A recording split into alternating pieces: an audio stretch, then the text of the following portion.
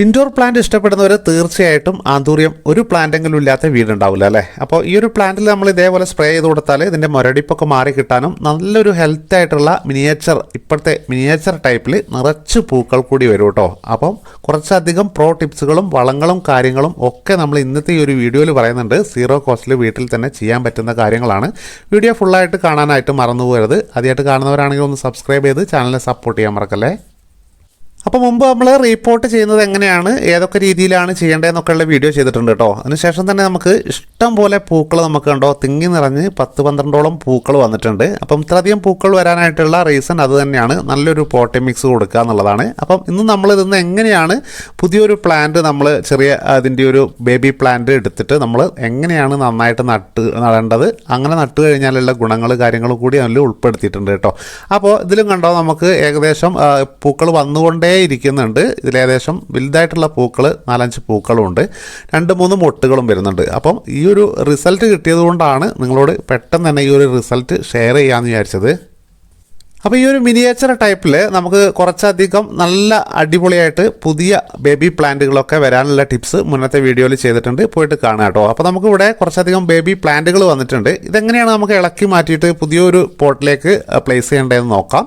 ഇതേപോലെ നമ്മൾ നോക്കുന്ന സമയത്ത് ചെറിയ ബേബി പ്ലാന്റുകളിൽ മുകളിൽ വേര് വന്നിട്ടുണ്ടോ എന്ന് നമ്മൾ ആദ്യമായിട്ട് ശ്രദ്ധിക്കുക. അപ്പം നല്ല ഗ്രോത്ത് ആയിട്ടുള്ള നല്ല ഹെൽത്ത് ആയിട്ടുള്ള ഒരു ബേബി പ്ലാന്റ് ആണെങ്കിൽ അതിൻ്റെ ആ ഒരു അടിഭാഗത്തുനിന്ന് ആ ഒരു ഓരോ ഇലയുടെ ആ ഭാഗത്തുനിന്ന് നമുക്ക് വേരുകൾ വന്നിട്ടുണ്ടാവും. അപ്പോൾ ഈ ഒരു മദർ പ്ലാന്റിൻ്റെ വേരുകളൊന്നും കട്ട് ചെയ്യാതെ ശ്രദ്ധിച്ചിട്ട് നമുക്ക് കട്ട് ചെയ്തെടുക്കാവുന്നതേ ഉള്ളൂ. അതിനുവേണ്ടിയിട്ട് ആദ്യമായിട്ട് നമ്മൾ ശ്രദ്ധിക്കേണ്ട കാര്യം ഈ ഒരു മദർ പ്ലാന്റും ഈ ഒരു കുഞ്ഞു ബേബി പ്ലാന്റും തമ്മിലൊന്ന് വേർതിരിക്കാനായിട്ട് ഇതിൻ്റെ ഇലകളൊക്കെ അങ്ങോട്ടും ഇങ്ങോട്ടും വശങ്ങളിലേക്ക് ആക്കി വയ്ക്കുക. ബേബി പ്ലാന്റിന് 2-3-4 ഇലകൾ വരണം. അതിനുശേഷം മാത്രമാണ് നമ്മൾ മദർ പ്ലാന്റിൽ നിന്ന് കട്ട് ചെയ്തെടുക്കാൻ പാടുള്ളൂ. അപ്പോൾ ഏകദേശം 4ഓളം ഇലകൾ വന്ന ഒരു പ്ലാന്റാണ് ഞാൻ കട്ട് ചെയ്തെടുക്കുന്നത്. അപ്പോൾ മുന്നേ സൂചിപ്പിച്ച പോലെ തന്നെ ഇലകളൊക്കെ ഞാൻ സൈഡ് ഭാഗത്തേക്ക് മാറ്റിയിട്ടുണ്ട്. അപ്പം മദർ പ്ലാന്റിൻ്റെ ആ വേരൊക്കെ ഒന്ന് മാറ്റിയിട്ട് നമ്മൾ കുറച്ചധികം ഒന്ന് ഇങ്ങോട്ട് കൈകൊണ്ട് വിടർത്തി പിടിച്ചതിന് ശേഷം അതിൻ്റെ അടിഭാഗം നമുക്ക് കാണാൻ കഴിയുമെന്നുള്ളതാണ്. ശ്രദ്ധിച്ച് നോക്കിയാൽ കണ്ടോ, നമ്മൾ ഇതേപോലെ ഒന്ന് വിടർത്തി ഇങ്ങോട്ട് പിടിക്കുക. അതിനുശേഷം നമുക്കൊന്ന് അമർത്തി അതിൻ്റെ അടിഭാഗം ഒരു വിരൽ കൊണ്ടോ 2 വിരൽ കൊണ്ടോ അമർത്തി പിടിക്കുക. ബേബി പ്ലാന്റിൻ്റെ കണ്ടോ അതേപോലെ ഒന്ന് അമർത്തി പിടിച്ചതിന് ശേഷം നമുക്ക് കട്ട് ചെയ്തെടുക്കാം. അല്ലെങ്കിൽ മദർ പ്ലാന്റ് കട്ടായി പോകാതെ വേണം കേട്ടോ, ശ്രദ്ധിച്ച് ചെയ്യണം. എളുപ്പമാണ്, സിമ്പിളാണ് ചെയ്തെടുക്കാൻ വേണ്ടിയിട്ട്. അപ്പോൾ അതിൻ്റെ വേര് മദർ പ്ലാന്റിൻ്റെ ഒന്നും കട്ടാവാതെ എടുക്കുന്നതായിരിക്കും ഏറ്റവും നല്ലത്. അപ്പോൾ നമ്മൾ ഇതേപോലെ സിമ്പിളായിട്ടൊന്ന് കട്ട് ചെയ്തെടുക്കാം. അതിനുശേഷം നമുക്കിത് നല്ലൊരു പോട്ടി മിക്സ് ഉണ്ടാക്കിയിട്ട് നട്ടു കൊടുത്താൽ പെട്ടെന്ന് നമുക്കൊരു മാസം കൊണ്ട് തന്നെ പൂക്കളൊക്കെ വരാൻ തുടങ്ങും എന്നുള്ളതാണ് പ്രത്യേകത. അപ്പോൾ ആ മാജിക് പോട്ടി മിക്സ് എങ്ങനെയാണ് ഉണ്ടാക്കേണ്ടത്, മറ്റ് കാര്യങ്ങൾ നടുന്ന സമയത്ത് ശ്രദ്ധിക്കേണ്ട കാര്യങ്ങൾ ഒക്കെ നോക്കുന്നുണ്ട്.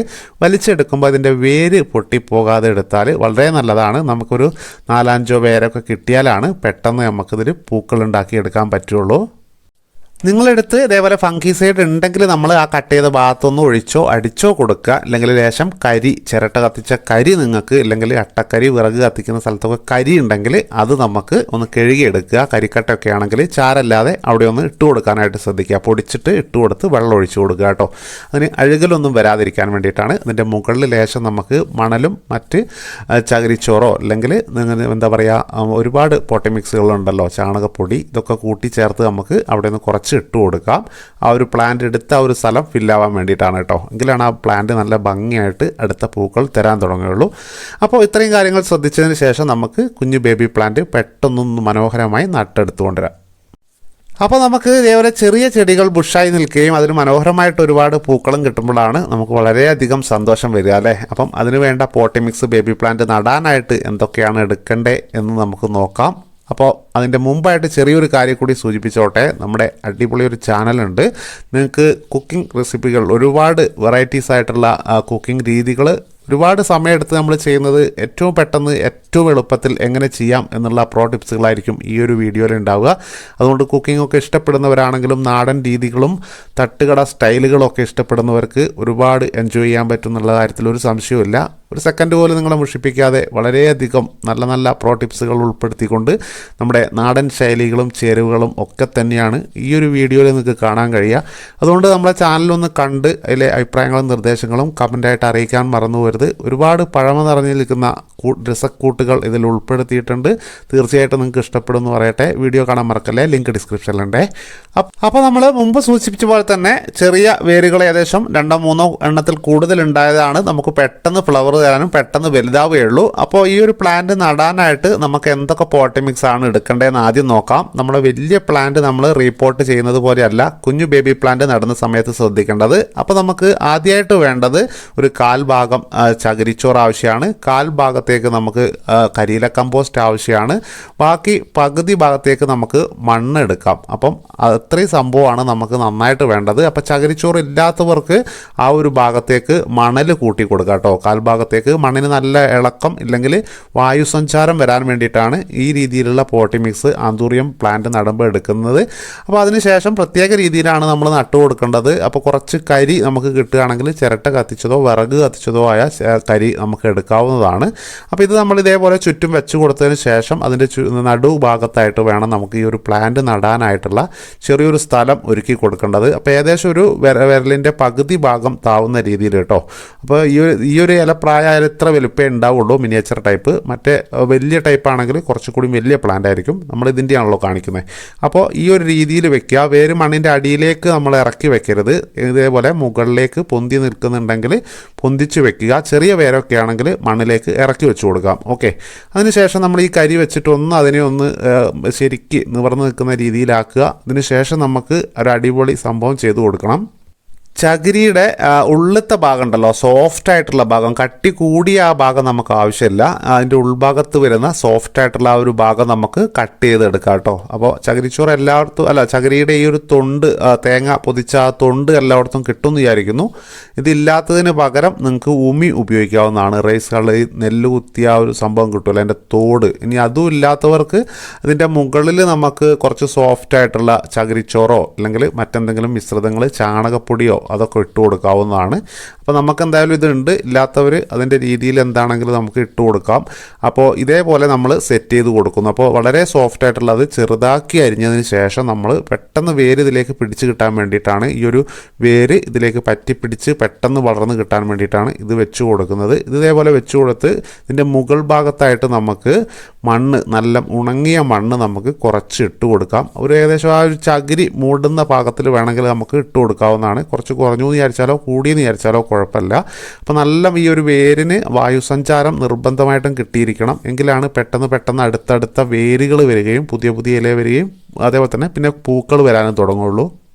അപ്പോൾ ഇതേപോലെ നമ്മൾ നല്ല അടിപൊളിയായിട്ട് ആ ഒരു പ്ലാന്റ് നിവർത്തി വെച്ച് കൊടുക്കുക. അതിനുശേഷം തണലത്തേക്ക് നല്ല ബ്രൈറ്റ് ലൈറ്റ് കിട്ടുന്ന, മഴയൊന്നും തട്ടാത്തൊരു സ്ഥലത്തേക്ക് വെച്ച് കൊടുക്കാവുന്നതാണ് കേട്ടോ. അത്രയാണ് ആദ്യം ചെയ്യേണ്ടത്. അപ്പോൾ നമ്മൾ ബേബി പ്ലാന്റ് നട്ട് കഴിഞ്ഞു. ഇനി നമുക്ക് ചെയ്യേണ്ടത് ഇതേപോലെ ഇതിൻ്റെ അടിഭാഗത്തൊക്കെ വലിയൊരു പ്ലാന്റ് ആണ്, ഒരുപാട് ഇലയൊക്കെ തിങ്ങി നിറഞ്ഞ് നിൽക്കുന്നുണ്ടെങ്കിലും ചെറിയൊരു പ്ലാന്റ് ആണ്, അത്യാവശ്യം ഒരു കൊല്ലമൊക്കെ ആയൊരു പ്ലാന്റ് ആണെങ്കിൽ ഇതിൻ്റെ അടിഭാഗത്തെ ഇലകളൊക്കെ പഴുക്കാൻ തുടങ്ങിയിട്ടുണ്ടാവും. മഞ്ഞ കളറ് കയറാൻ തുടങ്ങിയ ഇലകളെല്ലാം നമ്മളൊന്ന് കട്ട് ചെയ്ത് മാറ്റി കൊടുക്കുക. നല്ല വായുസഞ്ചാരം ഇഷ്ടപ്പെടുന്ന ഒരു പ്ലാന്റും അതേപോലെ തന്നെ കൂടുതൽ തിളർപ്പുകളും ബ്രാഞ്ചുകളും കുഞ്ഞു ബേബി പ്ലാന്റുകളും വരാൻ വേണ്ടിയിട്ട് ഈ ഒരു ഇല കട്ട് ചെയ്ത് കൊടുക്കുന്നതിലൂടെ സഹായിക്കും. അപ്പം ആദ്യം ആ കാര്യം ചെയ്യുക. പിന്നെ നമ്മൾ പൂക്കളൊക്കെ വന്ന് ഒരു 40 ദിവസമൊക്കെ ആയിക്കഴിഞ്ഞാൽ അതിൻ്റെ ആ വാൽഭാഗം കണ്ടോ, ഞാൻ എല്ലാത്തിൻ്റെയും മുറിച്ച് കൊടുത്തിട്ടുണ്ട്. അതേപോലെ നിങ്ങൾക്ക് ആ ഒരു വാൽഭാഗം ഓരോ സമയത്തും നമുക്ക് ആ പൂവാണ്, ഇതിൻ്റെ ശരിക്ക് ആന്തൂറിയത്തിൻ്റെ പൂവാണ്. പൂമ്പൊടിക്ക് വേണ്ടിയിട്ട് പൂമ്പാറ്റകളെ ആകർഷിക്കാൻ വേണ്ടിയിട്ടാണ് ഈ ഒരു ലീഫ് അടിഭാഗത്ത് നിൽക്കുന്നത് കേട്ടോ. അപ്പം ഇത് നമുക്ക് ആദ്യം ആ ഒരു വാലറ്റം ഒരു 10-30-35 ദിവസം കഴിഞ്ഞാൽ തന്നെ നമുക്ക് കുറച്ച് ഭാഗം പകുതിയാക്കി കട്ട് ചെയ്ത് കൊടുക്കാം. പിന്നെ ഒരു മാസം കഴിയുമ്പോൾ പിന്നെ ഒന്നുകൂടി ഇതേപോലെ നമ്മൾ കട്ട് ചെയ്ത് ആ ഒരു പൂവിൻ്റെ ഹൈറ്റ് കുറച്ച് കൊണ്ടുവരാവുന്നതാണ്. പിന്നെ ഇതേപോലെ പച്ചിലയുടെ ആ ഒരു രൂപത്തിലേക്കൊക്കെ മാറി കിട്ടും. നമ്മളിത് ഇങ്ങനെ കട്ട് ചെയ്യുന്നത് കൊണ്ടും നല്ല ഹെൽത്തായിട്ടുള്ള പ്ലാന്റ് ആയതുകൊണ്ടാണ് ഇതിങ്ങനെ നിൽക്കുന്നത്. അല്ലെങ്കിൽ വാടി കൊഴിഞ്ഞു പോകാറാണ് പതിവ്. അപ്പോൾ ഇതേപോലെ നമുക്ക് കുറച്ചധികം പൂക്കളൊക്കെ വന്നാൽ നമുക്ക് അതേപോലെ കളർ ഫേഡ് ആയതും അല്ലെങ്കിൽ പച്ച കളറൊക്കെ തുടങ്ങിയതുമായ ആ ഒരു ഫ്ലവറും അതിൻ്റെ ഇതുമ്പാടെ നമ്മൾ കട്ട് ചെയ്ത് കളയാവുന്നതാണ് കേട്ടോ. അപ്പം ഇങ്ങനെ ചെയ്താലും നമുക്ക് കൂടുതൽ പ്ലാന്റുകളും അതേപോലെ തന്നെ കുഞ്ഞു ബേബി പ്ലാന്റുകൾ പെട്ടെന്ന് വരാൻ വേണ്ടി സഹായിക്കും. അപ്പോൾ ഇതിൻ്റെ വാലറ്റം മുറിച്ച് കളയാനായിട്ട് നമ്മൾ എന്താക്കരുത്, മറന്നു പോകരുത്. അപ്പം ഇനി അടുത്ത പ്രോ ടിപ്സിലേക്കാണ് കേട്ടോ. അപ്പോൾ നമ്മൾ നഴ്സറിയിൽ നിന്നൊക്കെ മേടിച്ചുകൊണ്ടുവന്ന പ്ലാന്റിൽ അധികം പൂക്കൾ നമുക്ക് വേണം അല്ലേ. അവിടെ നിന്ന് മേടിക്കുമ്പോൾ ഇപ്പോൾ കുറച്ച് പൂക്കളേ ഉണ്ടാവുള്ളൂ. അധികം പൂക്കൾ കിട്ടാനായിട്ട് നല്ലൊരു സീറോ കോസ്റ്റിൽ ചെയ്യാൻ പറ്റുന്ന ഒരു വളം കൂടി നമ്മൾ പരിചയപ്പെടുത്തുന്നുണ്ട്. അപ്പോൾ ഈ ഒരു വളം ഉണ്ടാക്കിയിട്ട് തീർച്ചയായിട്ടും ചെയ്തു കൊടുത്താൽ നല്ല റിസൾട്ട് കിട്ടും. നമുക്ക് നല്ല റിസൾട്ട് കിട്ടിയത് കൊണ്ടാണ് ഇത് പറയുന്നത് പറയുന്നത് നമുക്കൊരു ചെറിയൊരു നുള്ള് പുളി നമുക്ക് എടുക്കാവുന്നതാണ്. വാളംപുളി എന്നൊക്കെ പറയില്ല, ആ നീണ്ടിട്ടുള്ള പുളി, ഉരുണ്ട കറുത്തിട്ടുള്ള കുടംപുളി അല്ല കേട്ടോ. ഈ പുളിക്കൊക്കെ ചിലപ്പോഴും പല സ്ഥലത്ത് പല പേരായിരിക്കും പറയുന്നത്. അതുകൊണ്ടാണ് ഈ 2-3 രീതിയിൽ നമുക്ക് മനസ്സിലാക്കാൻ വേണ്ടിയിട്ട് പറഞ്ഞത്. അപ്പം ഈ ഒരു പുളി നമുക്ക് എടുത്തിട്ട് നമുക്ക് കുറച്ച് വെള്ളത്തിലിട്ട് വെക്കുക. നല്ല മലുത്തതിന് ശേഷം നമുക്കിത് എടുത്തിട്ട് നമുക്ക് ഒഴിക്കാവുന്നതാണ്. ഒഴിക്കുന്ന രീതി പറഞ്ഞു തരുന്നുണ്ട്. അപ്പോൾ ഇതിൽ കുറച്ച് ഉപ്പിട്ടിട്ടാണ് വരുന്നത്, അതുകൊണ്ട് എന്തെങ്കിലും പ്രശ്നമുണ്ടോ എന്ന് ചിലർ കമൻ്റായിട്ട് ചോദിക്കാറുണ്ട്.